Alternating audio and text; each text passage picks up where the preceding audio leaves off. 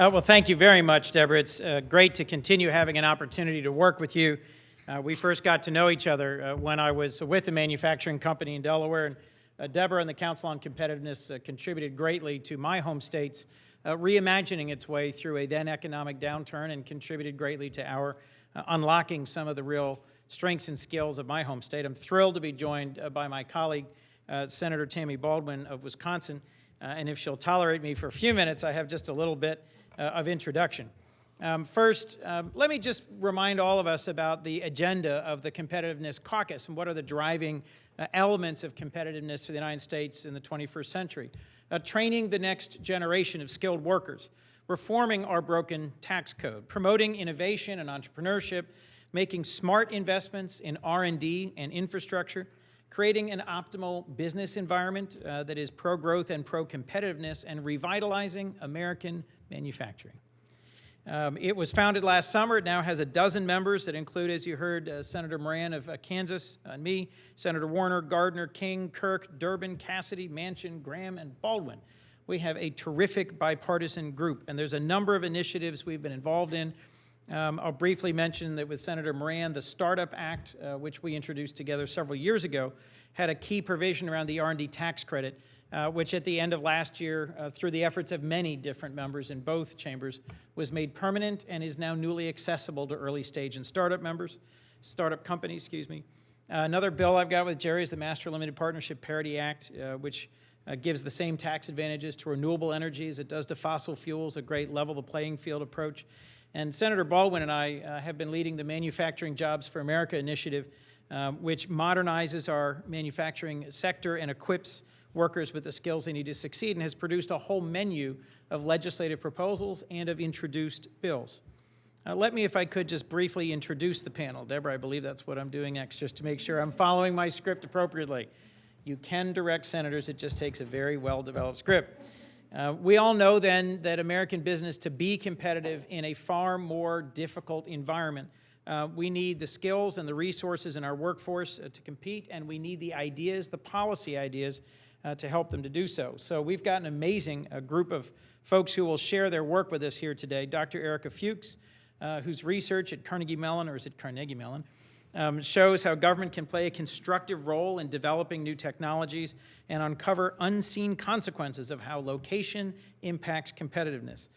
Nick Pinchuk, the CEO of Snap-on Tools of Kenosha, Wisconsin, has been central in the conversation about competitiveness. Snap-on was founded more than a century ago, but as one of America's leading hand tool companies, has remained competitive by continuing to invest in IT and software and heavy equipment and in the skills of their workforce.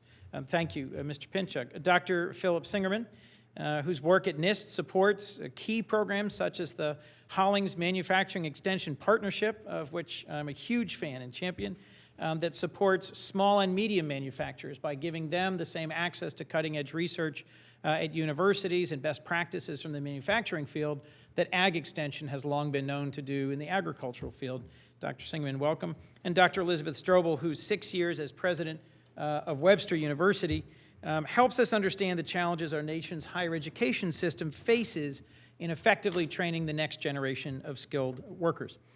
We all know then that America can't compete in a new and knowledge-driven, a digital economy with a workforce that's being trained for the first half of the last century. And this new economy globally demands of us that we strengthen and tighten the connections between research and development, between tax incentives, between trade programs, between higher education, and between the core of the manufacturing community. So we also are expecting Senator King for a few minutes, who will talk with us about a legislative piece that he's introduced, the Digital Learning Equity Act, which speaks somewhat to that, to access to digital learning opportunities for skills in the new economy.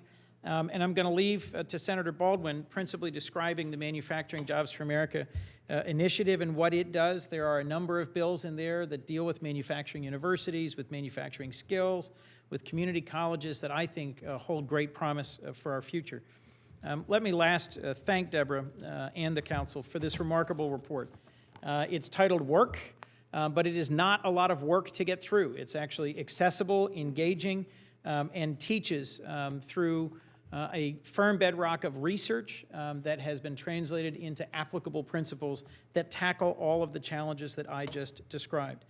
Just last week, I was at the World Economic Forum and was struck at how broadly around the world this issue is dominating conversations. I was on a panel about the future of manufacturing and the future of work, where there were CEOs or HR leaders from trade unions, from universities, from multi-billion-dollar manufacturing firms, from Singapore to India, from China to Russia. And it was, to me, interesting and challenging that their agenda, in many ways, is our agenda. We are all trying to figure out how to strengthen the skills of our workforce, the environment that supports and sustains manufacturing, and how to be more competitive in this century.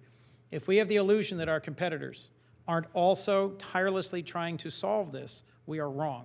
The United States, and in particular our Congress, needs to listen to these experts, to learn, and to raise up in the level of our priority, our focus on being competitive in this century. So we, I think, too often in Congress define this in silos. The reason we created a Competitiveness Caucus was to have all these different parts pulling together, and I've got lots of hope that this will be the year that you see more bipartisan, meaningful, effective legislation passed in this area.